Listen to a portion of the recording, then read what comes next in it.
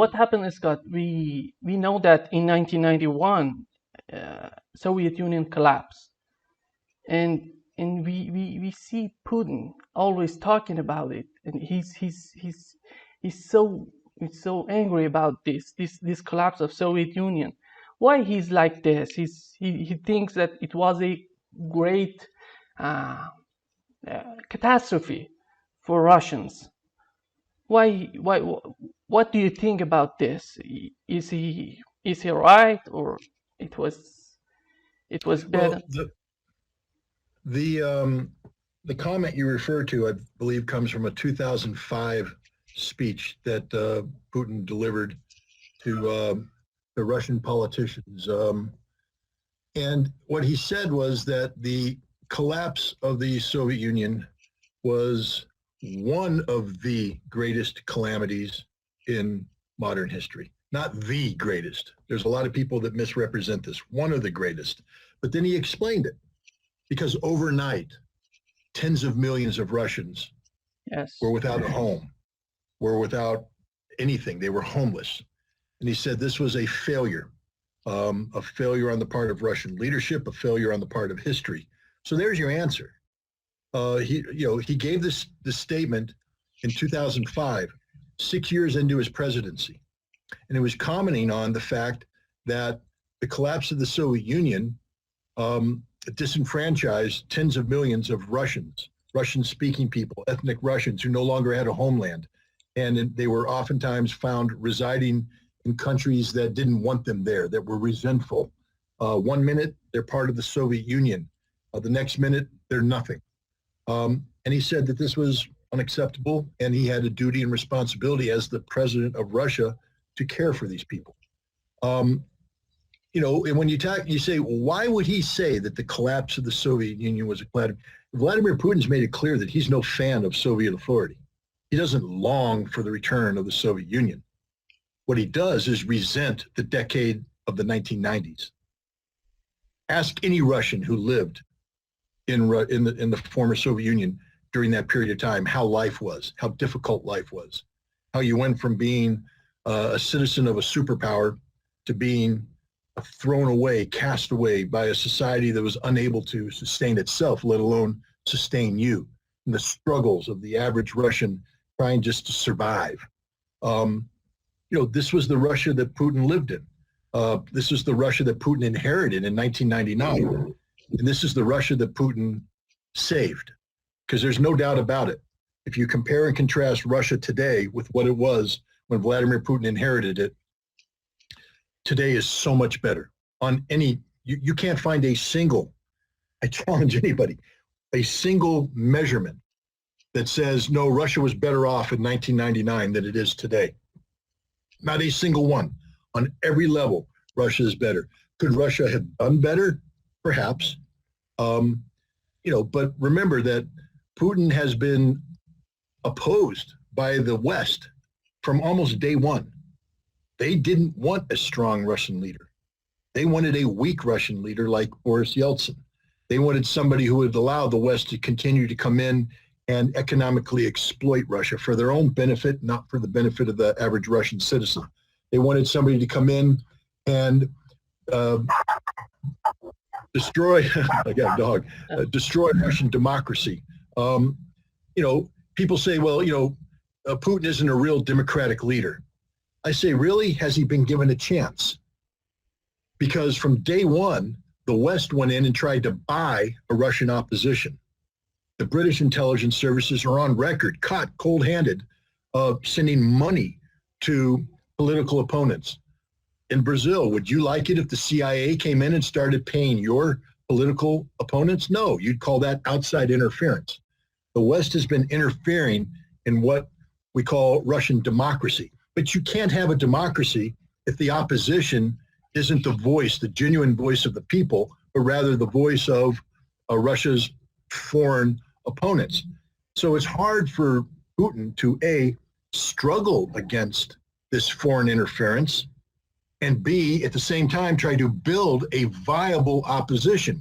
Because every time somebody comes up and says, I'm opposed to Vladimir Putin, the CIA comes in with briefcases full of money and corrupts that process.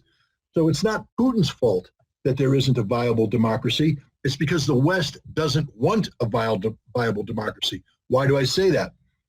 Because Vladimir Putin is a good leader. He's done good things for Russia. Maybe he's been in power too long. Again, that's not his fault. You know, when the last time he tried to bow out of the election process, he recognized that there was nobody ready to replace him. That if he left, the people that would replace him would be corrupted by the West. So if the West stops corrupting Russia's democracy with money, with foreign influence, and allows a Russian opposition to grow on its own, then there could be another leader. Putin would step aside. I can imagine that at the age of 70, there are things he'd rather be doing than running a country. I think he'd rather be pensioner, enjoying retirement, fishing, riding horseback shirtless, doing things that Putin does. But instead, he is condemned to govern a country that has no viable political alternative to him, not because he is suppressing it, but because the West is corrupting it. I see. And Scott, before this war blowing up on our face, we had a tremendous effort by Putin. He tried so hard to bring a negotiation, to reach an agreement, but he failed. He failed on Minsk 1, Minsk 2 agreements. He wanted to build on these two agreements, but Ukraine said, "Oh no, those agreements were unfair. We cannot continue with those agreements. We have to renegotiate." But when Putin said, he tried even in December 2021, he tried to negotiate with Biden because he knew that behind everything, behind NATO is United States that is running the show. He tried so hard to negotiate with Biden, but Biden just ignored everything. Now, in February 24th, they started invading Ukraine, and in March he started again negotiating with Zelensky in Turkey. But again, United States was doing their job to corrupt everything, to put an end to this negotiation. How do you see these whole events that came before this invasion and at the early days of this invasion in March? Well, the things we have to understand is we have to go back even further. The United States has been seeking the destruction of Russia since the end of the Cold War. We do not want a strong Russia. We want to keep Russia down. That's why the United States reneged on its promise not to expand NATO. Almost immediately, once Gorbachev left office, the United States began the process of expanding NATO, even though we promised the Soviet Union that we would not do so. And those promises carried over to Russia. Even Boris Yeltsin, who pretty much a hand-picked American stooge, protested against the expansion of NATO because, you know, he knew his generals weren't happy. Nobody was happy. He said, "Why are you expanding NATO? This is bad for Russia. It makes me look bad when I say I want to cooperate with the United States." Bill Clinton ignored him. George W. Bush ignored all, Gorbachev. Putin after that. Russia could say, "We don't want this expansion," but the expansion occurred no matter what. In 2008, NATO had a summit meeting in Bucharest, I believe. And at that time, they made an announcement that said, "We want to bring Ukraine and Georgia into NATO." And Russia said, "This is a red line." They said, "We can't allow this to happen." The U.S. ambassador to Russia at that time, a guy named William Burns, today he's the CIA director, he wrote a memorandum. The title of it was "Niet means Niet." No means no. And what he was saying is, when the Russians say no about Ukraine joining NATO, they mean no. It is a red line. And he warned people that if we continue to go down this path, Russia will invade Ukraine, and Ukraine will lose the Crimea and the Donbass. This memorandum was written in February 2009. William Burns knew then what would happen. He wrote this memorandum to the National Security Council, to the President of the United States. Who was president at that time? Barack Obama. He ignored the warning. They instead decided that they were going to embark on a policy of regime change. Now, they didn't call it that. They called it reset. You remember the Russian reset, the nice, beautiful yellow box with the red button and the misspelled word? Yeah. But what did reset mean? Reset means we're willing to work with Russia as long as it's led by Dmitry Medvedev. Because in 2008, Putin's second consecutive term as president expired. Constitutionally, he could not continue to be president, but he knew that Russia wasn't ready for a democratically elected person because the United States was buying off the opposition. So he entered an arrangement with Medvedev, who was prime minister, and they switched places for a 4-year term. The United States wanted to exploit this, to go to Medvedev and say, look, you're president. Why don't you stay president? Why don't you kick Putin out of power? You stay president and we'll do anything you want us to do. But what they're really saying is, why don't you stay president and become weak like Boris Yeltsin so we can return Russia to the 1990s, subservient to the will of the United States. Medvedev didn't fall for the bait. Putin was reelected, and from that point on, the United States entered into an active policy of regime change. Manifested itself in February of 2014 with the Maidan revolution, or coup, in Kiev, where they ousted the constitutionally elected government of Viktor Yanukovych, replaced it with this revolutionary government dominated by ultra-nationalist Nazis, the right sector, Sloboda, people who worship Stepan Bandera and the odious ideology that he embraces, came into power, and they began the immediate persecution of Russians. Remember Putin's speech, 2005. Russians were homeless. Russians were disenfranchised. And now it's playing out in front of his very eyes as ethnic Russians are being burned to death in Odessa, being persecuted in the Donbass, run over by tanks, raped, murdered. What was he supposed to do? He couldn't intervene and go to war. He did provide military assistance, but he was looking for a diplomatic off-ramp. Trust me, if Russia wanted to absorb the Donbass, they did absorb Crimea because historically it is Russia, and they just weren't going to give that strategic base in Sevastopol to the Ukrainians in NATO. So they took Crimea. Ukraine opposed, NATO opposed, United States opposed. But when it came time for Donbass, which is very strategic, by the way, lots of minerals, coal, etc., they declared independence and they said, we'd like to become part of Russia. And Putin said, no, you're part of Ukraine. We have to respect Ukraine's territorial integrity. But what we will do is work diplomatically with the French and the Germans through something called the Normandy format. They came up with the Minsk II agreement. Ukraine signed on to that agreement. It wasn't forced on them. They signed on to it. But when the Ukrainians came back, these Nazis told their leadership that if you ratify this, if you do this, we will kill you. We will hang you by the neck until dead. We will give you a new Maidan. And so they didn't ratify it. But now we found out another reason why they didn't. Petro Poroshenko, former president of Ukraine, the man who famously or infamously gave a speech where he said, Ukrainian children will go to kindergarten and school. Russian children will hide cowering in their basements while we shell them. And for 8 years, Ukrainians did shell the Donbass. 14,000 people dead, many of them civilians, many of those people children.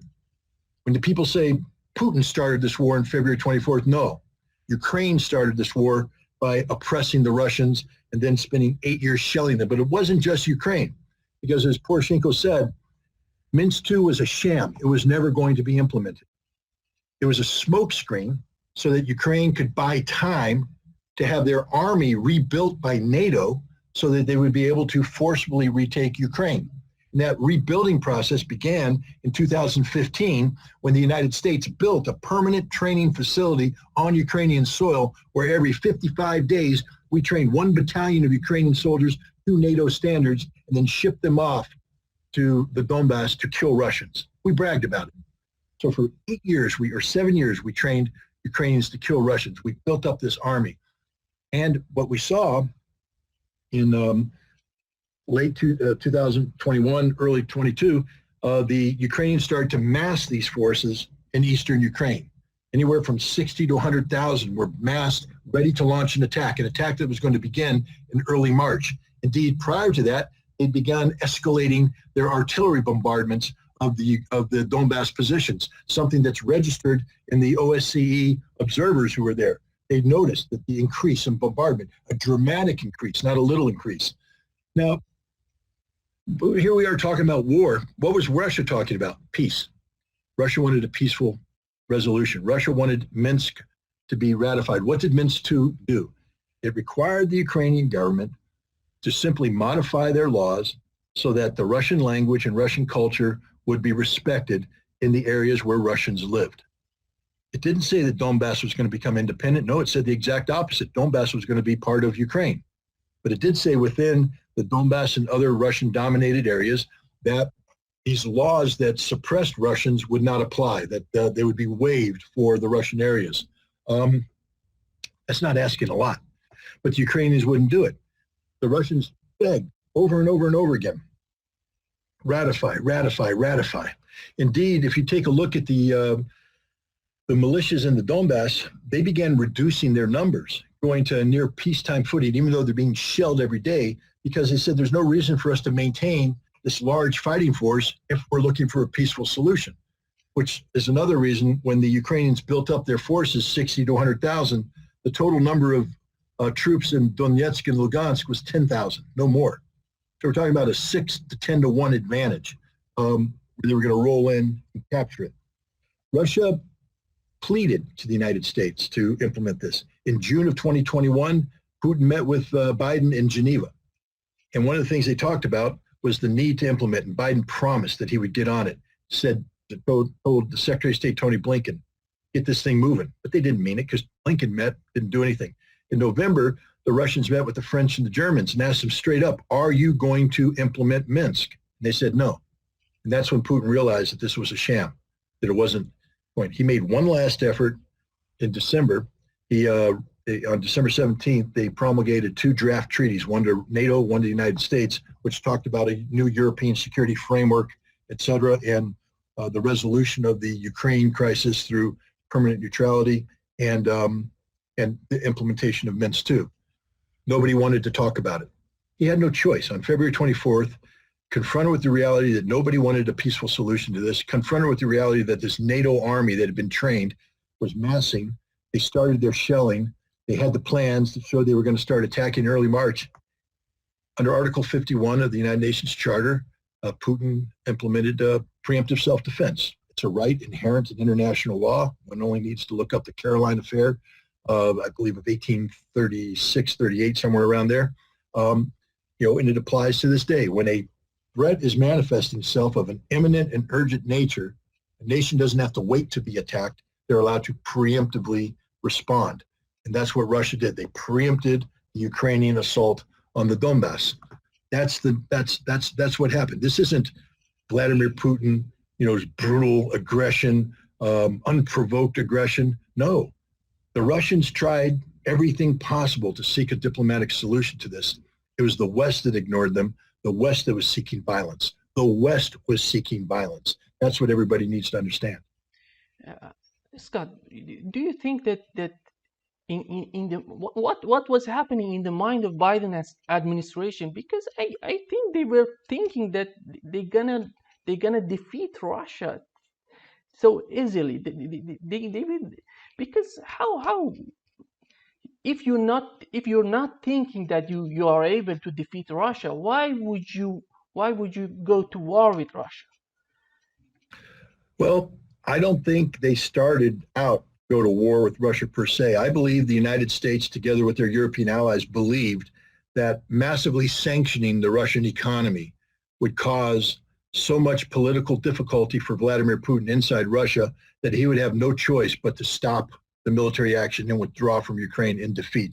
It wasn't so much that NATO, the United States, and Ukraine was going to militarily defeat Russia, is that we were going to politically defeat Russia, sanction Russian economy, including the energy sector, bankrupt the Russian economy, devastate the Russian society, enforce a popular movement that led to a Moscow Maidan, a revolution that ousted Vladimir Putin. That was the goal. That was the objective. That was the hope. It backfired. Of course, Russia not only was not disrupted meaningfully by the sanctions, Russia prepared for this, had a plan for it, and they reversed it on the West. It's now the West that's being destroyed, especially Europe being destroyed by the impact of the sanctions. The lack of Russian gas is destroying European economies. So they failed. Now they were in a desperate situation because Russia wasn't going to be defeated economically. Now they have to figure out a way to defeat Russia militarily, and they do that by supplying Ukraine with billions of dollars worth of military equipment, underwriting the Ukrainian economy, again, with billions of dollars of monetary infusions. And the goal here isn't to have Ukraine win. The goal is basically to hurt Russia so badly that Russia would never again try to undertake something of this nature. The United States, sadly, is willing to fight to the last Ukrainian. And that's a tragic statement because the Ukrainians have not shown a willingness to give up. So they're willing to fight. Tens of thousands more will die on top of the tens of thousands who have already died, but it's in a losing cause. Russia's not going to lose this war. Russia's winning, and Russia's going to win. Another thing, we have these protests in Europe. We had in Germany, in Italy, in Austria, in whatever, in London. You see, the people were burning their bills because they cannot pay. I don't know if Europe can continue like this with this problem, with economic problems that they are facing. The giant in the room is Germany. Germany is suffering a lot, and you see, and after that you see the pipeline explosions. It already is hitting Germans more than Russians, and yeah. Well, it's going to destroy Germany. It's going to destroy many parts of Europe. I mean, Germany right now, there literally is no future for Germany. They've got no plan B. They can't afford American liquid natural gas. The price of American LNG has gone up tenfold. Even with price constraints, it's 5 times more expensive. And even if Germany could afford it, which they can't, there's not enough of it. Everybody else needs it too. So Germany is doomed. Their economy is going to collapse. Their society is going to go through what I believe is revolutionary change. There's already talk of deploying the German military in the streets to keep things calm. That doesn't work out historically when you put troops in the streets, not for a democracy. So, what has America done? Because when you talk about the Nord Stream 1 pipeline, Nord Stream 2 pipeline being blown up, we know who did it. There's not a doubt in anybody's mind who did it. I know the United States and Western media likes to say Russia did it. Russia didn't do it. The United States did it. We have a president who all but confessed it on February 7th of this year. If Russian tanks move into Ukraine, Nord Stream 2 will be ended. How are you going to do that? Don't worry. We're going to do it. That's a confession. Literally a confession. One of the things that prosecutors like to ask is who benefits? Cui bono? Who benefits from this? Tony Blinken, the Secretary of State, instead of consoling Germany and Europe over the loss of a $12 billion piece of critical energy infrastructure, almost was cheering, saying this provides us with tremendous opportunity. Tremendous opportunity. What is that opportunity? To divorce Europe from Russian gas and to open up the European economy or European market to American LNG. Who benefits? The United States. Then we talk about means. Who had the means to do this? Well, it was the United States Navy that was exercising right over the spot in June, using what? Technology called unmanned underwater vehicles, UUVs, including a Sea Fox. Why is the Sea Fox important? 2015, they found a Sea Fox nestled right up to a Nord Stream 1 pipeline. So the U.S. has the means to do this and was actively exercising these means, in the summer of this year. So I could go to court right now and convict the United States for the crime of attacking Nord Stream 1 pipeline on the strength of the circumstantial case. It's beyond a reasonable doubt. We have a confession. We have, the motive, and we have the means all coming together. Where is Germany on this? How much? Can't hear them, can you? Germany's silent. They're not saying anything. Scott, yesterday, Germany announced that they are starting an investigation to see what happened in these pipelines. Do you see anything comes out of these investigations? We'll find out. I mean, it's a little late. Um, why didn't Germany launch an investigation on day one? Why didn't the Germans demand to be part of the Swedish investigation, the Danish investigation? Why aren't the Germans inviting their partners, the Russians, in on this investigation? It seems odd that Germany is going to be launching its independent investigation. Um, do you think we're going to see a report, or do you think the report is going to be stifled or fabricated? We don't know, but it's a little late. You don't investigate a murder 2 weeks after the crime has been committed. I see. And after that, Scott, we see these explosions on Crimean Bridge, and right after that, Putin responded so hard to I don't know what Putin did in response of those explosions in Crimean Bridge. Well, let's just start off again. If Russia was at war with Ukraine, then this kind of attack would have taken place on the first day. I've been to war, fought a war against Iraq, 1991. The first day, we hit everything, and we kept hitting everything for 6 weeks. We destroyed all of their critical infrastructure. No electricity. Bridges were down, roads were down, railroads were down, communications facilities were down, political facilities were hit, command and control. We hit it all because we were at war. And then when we decided to finally start the ground war, it was over within 100 hours.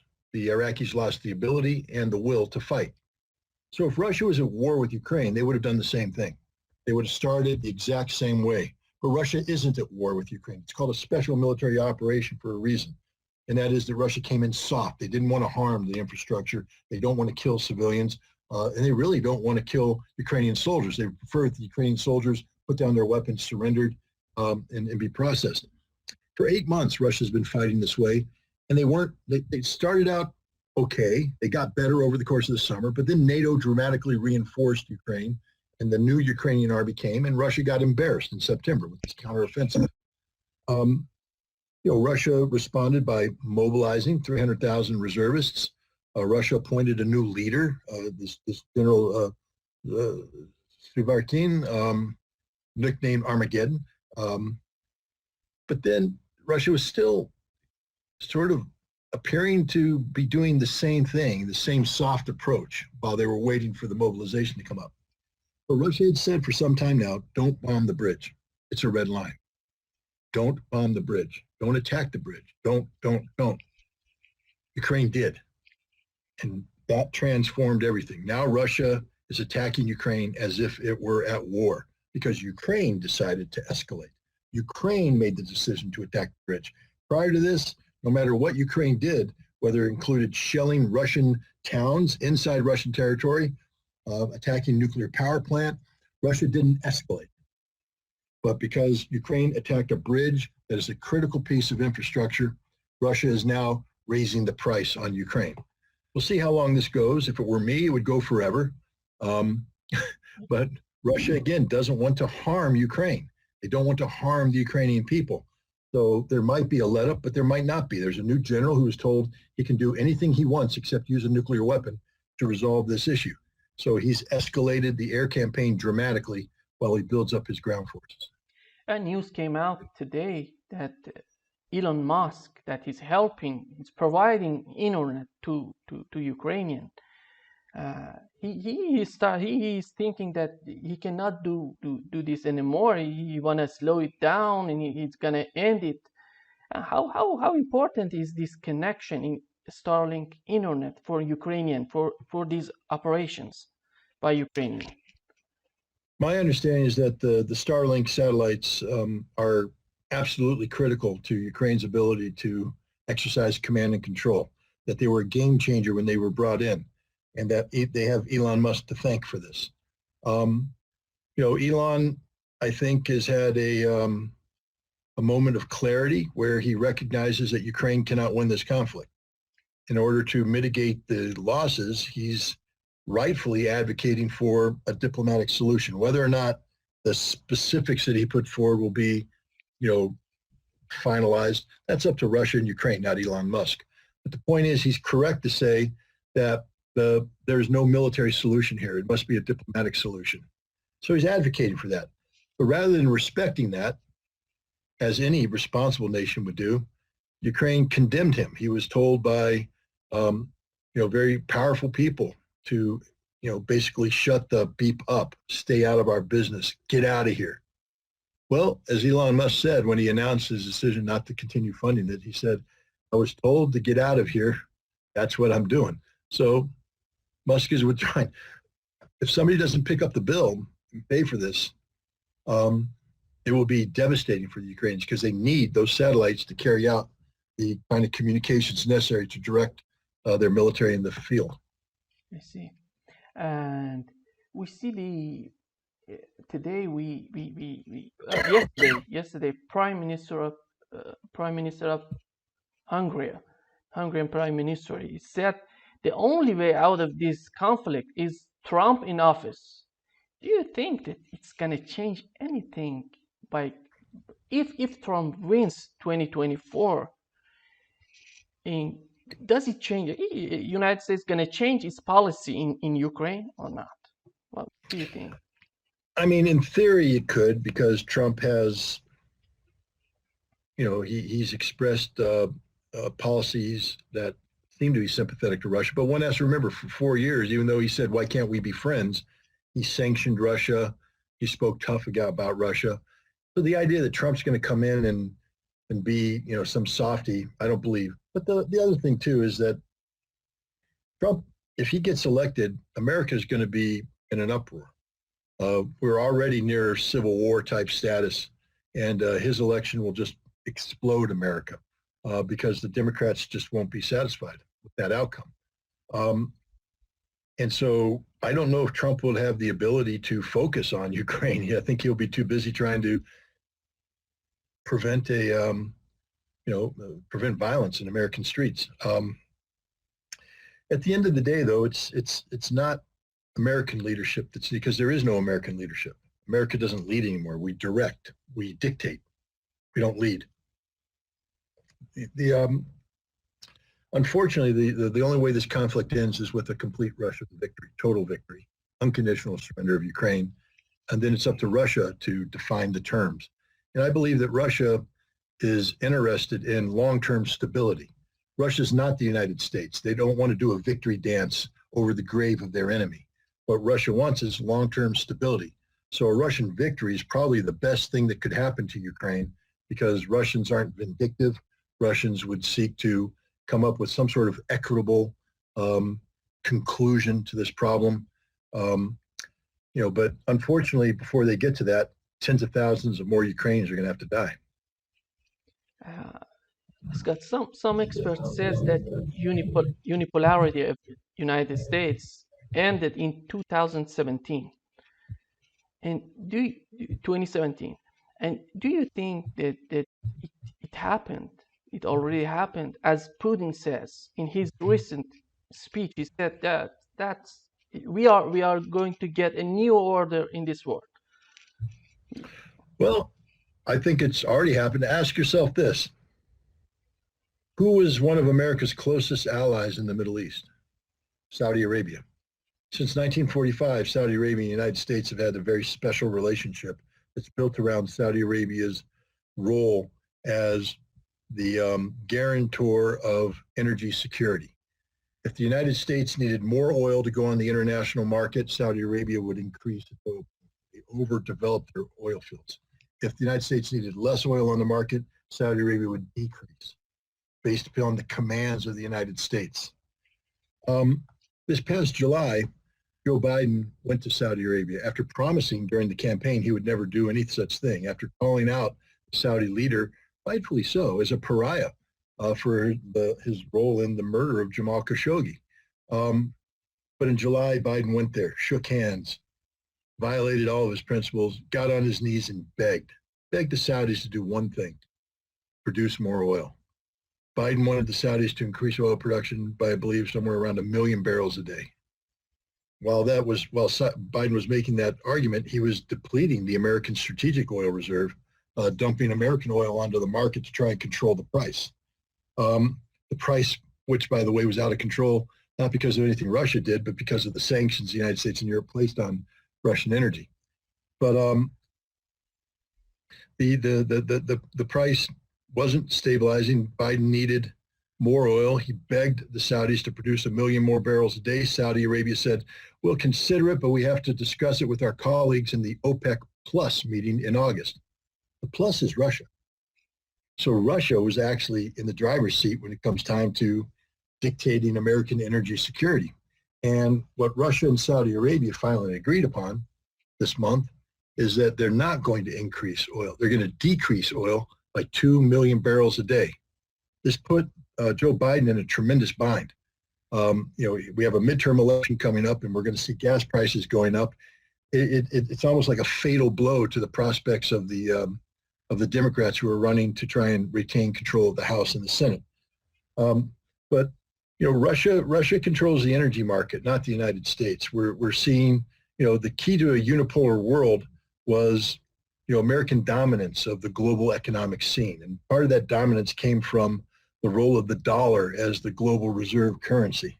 But, what is Saudi Arabia doing right now? They're doing oil contracts with China using the Chinese currency.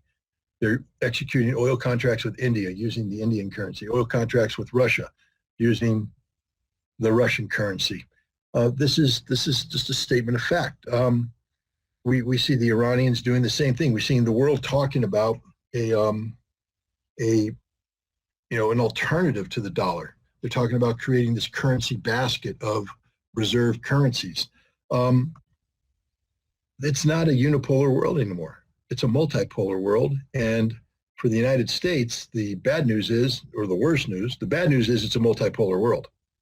The worst news is the multipolar world doesn't like the United States and is willing to work without the United States. And so, the United States is rapidly finding itself to be, the man on the outside, trapped on the outside, looking in. It's not a good position for the United States, but it's one that reflects the global reality that we no longer live in a unipolar world.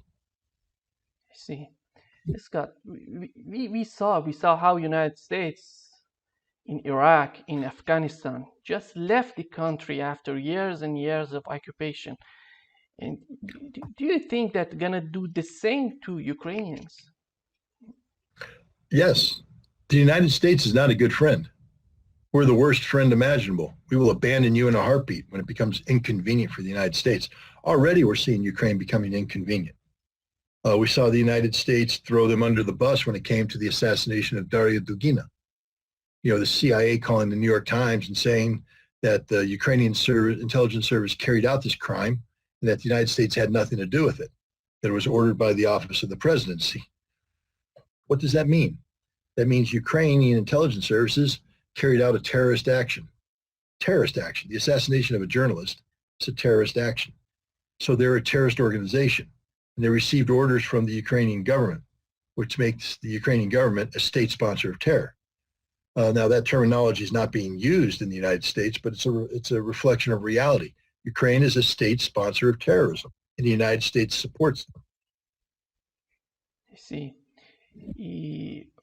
What we've seen so far, it was the United States behind everything, and you see Germany, United Kingdom, they all say what United States want them to say. And I see it's so amazing for me. Before this war breaks out, I never thought of Europe like this. I see no sovereignty, I see no freedom in Europe. They cannot see their benefits. It's so amazing. I don't know if you saw this even before this war breaks out. For me personally, it was so amazing seeing Europe suffering a lot because their need of energy that comes from Russia. But the United States doesn't care. The Secretary of State said, "Oh, we have to keep an eye on our economy, United States economy. We have to provide our people." Nobody's talking about people who are leaving Europe. Look, it's a statement of fact. The reality is, if we take a look at the role that Russian gas has played in European development over the past 5, 6 decades, um, we can make the following conclusion. Europe, in the high standard of living that it enjoys, the free education, the free health care, the long vacations, good standard of living, et cetera, this only happened because of cheap Russian gas. If Europe had to pay full market value for energy, they wouldn't be enjoying all these perks. So Europe became accustomed to this, but then the other reality is that Europe is 100% beholden to the United States politically and militarily. That without the United States being there, NATO countries would go bankrupt by trying to build the military necessary to defend themselves from a potential Russian enemy. They need the United States. They also want to continue to be players in the so-called rules-based international order that the United States imposed on the world in the aftermath of the Second World War. Nobody wants to get away with it because there was no alternative. But today there's an alternative. It's called BRICS. BRICS is an alternative to the G7. BRICS is better than the G7. The G7 is no longer the G7. If it's the 7 most developed economies in the world, many of them are dropping out. Germany won't qualify very soon. France won't qualify. England won't qualify. So what's the G4? Well, the European Union won't qualify, so they're out. Come on, it's a joke. BRICS, on the other hand, is doing quite well. The economies are stable and growing. This currency, the petrodollar, they're walking away from the petrodollar of the world. Europe is trapped by its own addiction to American support. They don't know how to lead themselves. They aren't sovereign nations. They're confused. And the ultimate expression of confusion is Germany, which is staying silent while the United States blows up a pipeline and then remaining silent while their people suffer because of American policies, and they're unable or unwilling to call America out on this. It's a sad state of affairs. The only, I guess, light that one can see is the potential that there would be revolutionary change that the situation becomes so bad that the people will rise up, kick out these corrupt political and economic elites and replace them with some sort of political power that cares more about the people than they do about power. If that's the case, then Europe will be able to once again get on its feet. I don't know if they'll ever be able to rebuild to where they were before this, but at least they won't be a third world nation. But they'll have to use Russian gas to make this happen, whether that gas comes from a rebuilt Nord Stream 2 or it comes from an expanded Turk Stream or a combination of the two. They're going to need Russian gas. Today, Putin said that one of the lines of the Nord Stream 2 is working, still is working. But he said he doesn't know if he's gonna send anything by this pipeline. And well, he can't. It's not his decision. Germany is the one who shut down the pipeline. Germany is the one who said that Russia can't flow gas until certain regulatory, procedures are met. But it's a pure smokescreen. Germany was doing the United States bidding and coming up with a legalistic approach to stop it. Plus there's EU sanctions. Even if Germany wanted to open up the pipeline, they couldn't because EU sanctions Russian energy. So I don't think Putin has said all along, if you want the gas, it's here. We'll sell it to you for rubles. But Germany's not in the position to buy it because they've locked themselves in policy-wise. Right now, the only hope for Europe is Turk Stream. Today, he was talking about a new pipeline and gas hub in Turkey. He was suggesting it to Erdogan. How do you see this movement of Putin? His concentration was on the West before this, but he's shifting his view to the East. How do you see this movement of Putin? Well, I mean, it's a movement that's been facilitated 100% by the United States and Europe. It's the United States that sanctioned the totality of the Russian economy, compelling Russia to divorce itself from the Western economy, pivot east, and to try to link up with China and India and other Asian countries. When Turk Stream was first built, the United States and Europe said, don't even think about becoming an energy hub. It's not going to happen. We're not going to let that happen. But Turkey always envisioned itself as becoming an energy hub. Why? Because you make a lot of money being an energy hub. But now Germany can't be an energy hub. Nord Stream 1 and half of Nord Stream 2 is shut down. If Putin builds this second pipeline for Turk Stream, the Turks can become a viable energy hub selling billions of cubic meters of gas to Europe. It will require Europe to make the decision that they're going to allow Russian gas, but at least that gas will be available and will be an option. I see. And in recent weeks, we have this discussion about tactical nuclear weapons. The use of tactical nuclear weapons. What does it mean, tactical? Like, do we have limited nukes? I don't understand this. Well, you know, back in the day when we were preparing to fight nuclear war, I was in a Marine Corps artillery unit that had a tactical nuclear warhead, 155 millimeter, 203 millimeter. What does it mean? It means we fire and, you know, 1.5 to 15 kilotons worth of high explosive in the distance, and whoever's there dies. You know, but the idea was to use it on a battlefield, not to have a global exchange. But today, you know, we've de-emphasized tactical nukes to the point that there's no more artillery shells on either side. The United States uses B-61 air-delivered bombs. The Russians have tactical nuclear weapons on their Iskander missiles and some other tactical missiles. But their utility is questioned. Why? The Russians don't believe in tactical nukes. The Russians don't believe in limited nuclear war. Russia believes in massive retaliation. Russia believes that if somebody fires a nuclear weapon against them, they'll use all their nuclear weapons against the enemy. Russia believes that if somebody threatens the security of Russia, the survivability of Russia using conventional forces, then Russia will respond nuclearly with nuclear weapons. But Russia is not going to launch a tactical nuclear weapon against Ukraine. There's no reason for them to do that. It's not part of their doctrine. They don't need to. They're winning the war. Why would you use a nuke? The only people talking about nukes is the West. We have President Zelensky of Ukraine begging NATO to launch a preemptive nuclear strike against Russia. And a few days after he says that, we have Jan Stoltenberg saying, I know things are tense right now, but we're going to hold our nuclear exercise next week.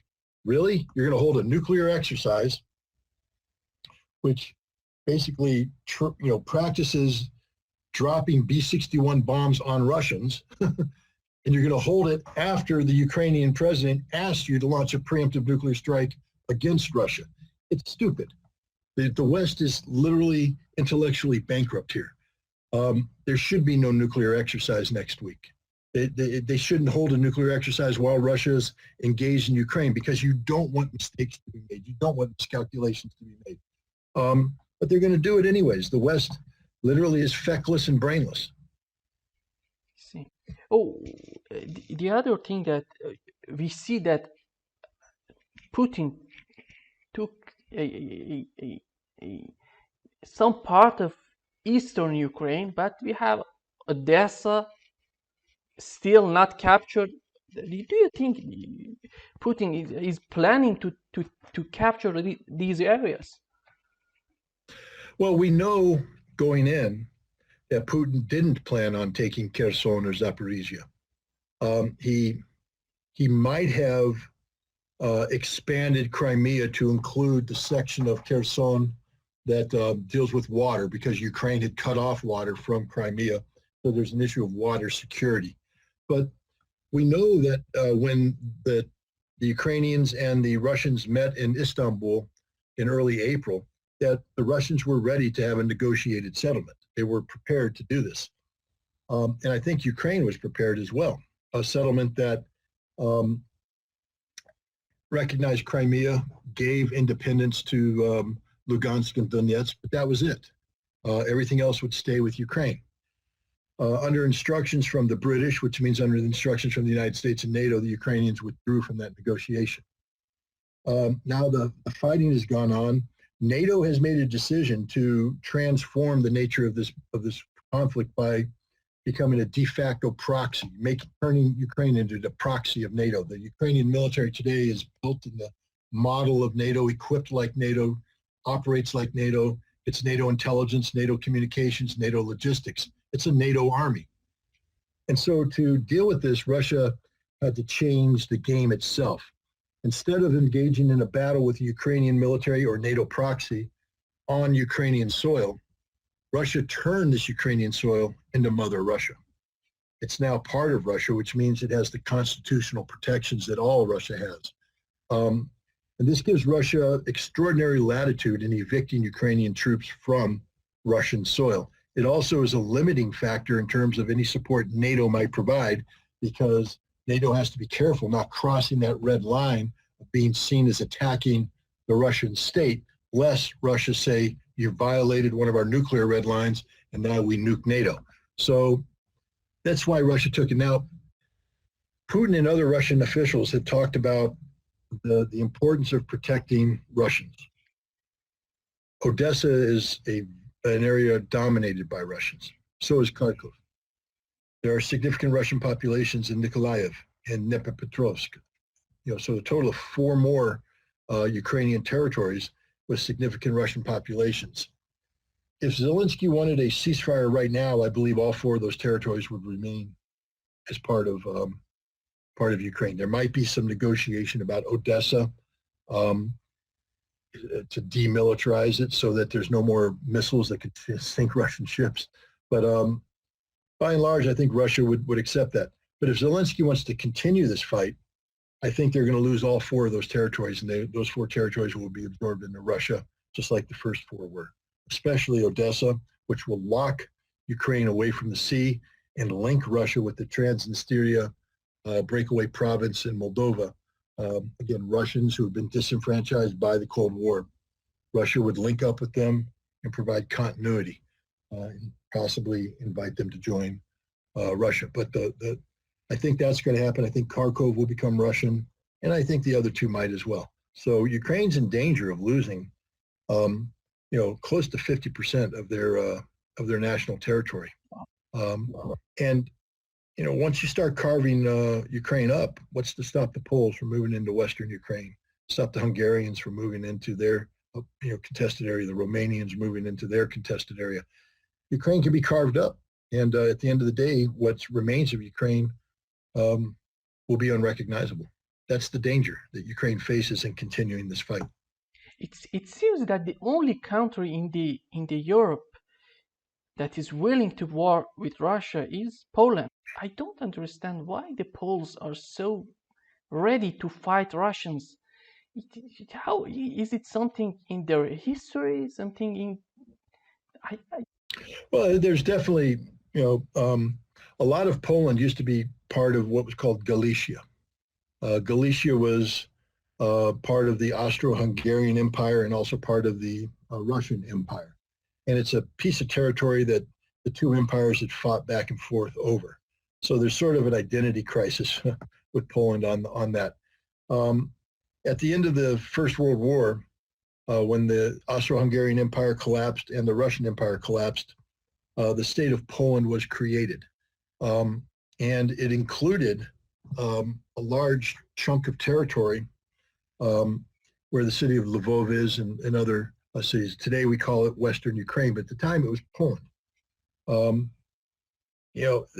There was a lot of people don't realize that in 1920, 1921, the Poles fought a war with the Soviet Union, and that the Soviet Union sent the famous First Cavalry Army commanded by Budini to rush the Polish capital of Warsaw. Then there was the miracle on the Vistula where the Polish army stood, fought, and then ultimately pushed the Soviets back. And they went beyond what we call Western Ukraine. They actually went on to capture Kiev and threaten, but they were forced to withdraw, only accept what they captured. That border stayed until 1939 when the Russians, because we talk about history, there had been a peace agreement that had been negotiated at the end of the First World War that set the borders of Poland. And the Russians, or the Soviets, viewed the territory that Poland took in 1921 as being illegitimate. And so when the Germans invaded in September 1939.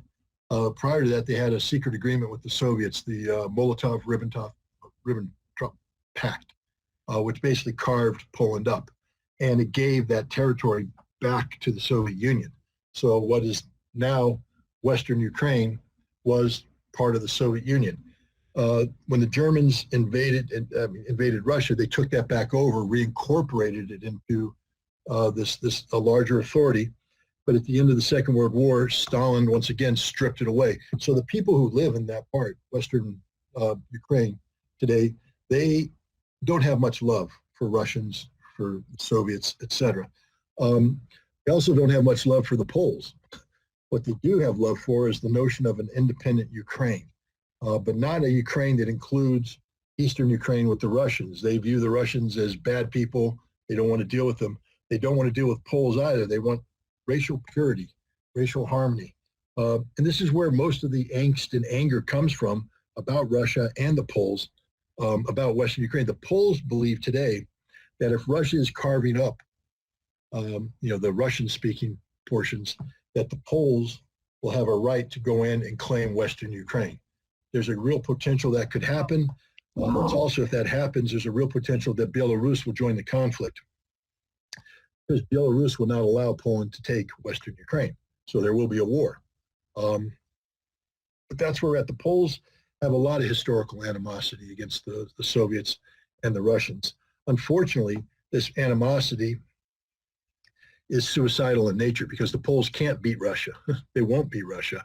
They're trying. I mean, the Poles are sending thousands of their troops into Ukraine, disguised as Ukrainian soldiers, where they're fighting on the front line. They're not fooling anybody. The Russians have the dead bodies. The Russians have the passports. They know what's going on. The danger here is that Poland, by putting so many Polish troops disguised as Ukrainian troops into Ukraine, at some point in time, Poland could declare them to be Polish troops, and now they're occupying Ukraine. And they'll claim it that this is ours, and now NATO protects them and all this. Very dangerous situation. The Poles are irrational when it comes to Russia, and are prone to make decisions that reflect this lack of rational thought. I see. And the other day I was reading an article was describing that the NATO ultimate goal was to encircle Russia. You see, from the Black Sea, you see the Ukraine, Georgia, Turkey. You cut the connection of the Russia to the Black Sea. But by this, do you see as this description as logical or no? Well, I mean, it's logical if you're a Pole. They're ones pushing for it. I think it's called the 3 C's strategy or something of that nature. But the idea is, again, to surround Russia with this circle of anti-Russian forces. It's not logical. The Russians won't allow it. I mean, this is one of the reasons why Russia's fighting for Ukraine, to destroy that concept. If Russia succeeds in, for instance, taking Odessa, that's the end of the 3 C's concept, because Poland will have lost connectivity with the Black Sea. So too bad, Poland. But no, the Russians are aware of this. The plan is not secret. It's been published. And the Russians will do everything they can to make sure that the plan won't see the light of day. I see. And the final question, Scott. We now see the partial mobilization of 300,000 Russians, plus we have the winter coming. And how do you see these two, the combination of this partial mobilization together with winter? What gonna cause to Ukraine the combination of these two forces? Well, the mobilization of 300,000 troops is important. Unfortunately, my dogs are barking because people are at the door, but I'll try and answer this question quickly. The 300,000 troops will be a game changer in terms of numbers. The troops are also going to be very effective because they aren't professional troops. They used to be, but they're not anymore. They know that the quickest way home is by winning this war. So they're not going to tolerate sitting around doing nothing. They're going to want to get the job done. And you combine that with the following thing. It's the rainy season now, the Rasputitsa, I think the Russians call it, the muddy season. The situation is going to stabilize because nobody can fight in the mud. Ukraine is getting weaker because they bled away their reserves in this counteroffensive. Russia's going to be getting stronger. And by the time General Winter comes in, the Russians will have achieved their full strength. And with General Winter comes frozen ground, which means the Russians now can maneuver. I think it's all playing into Russia's hands. Ukraine's getting weaker. At this moment, when they have some potential advantages, the mud's coming in, it's going to slow them down.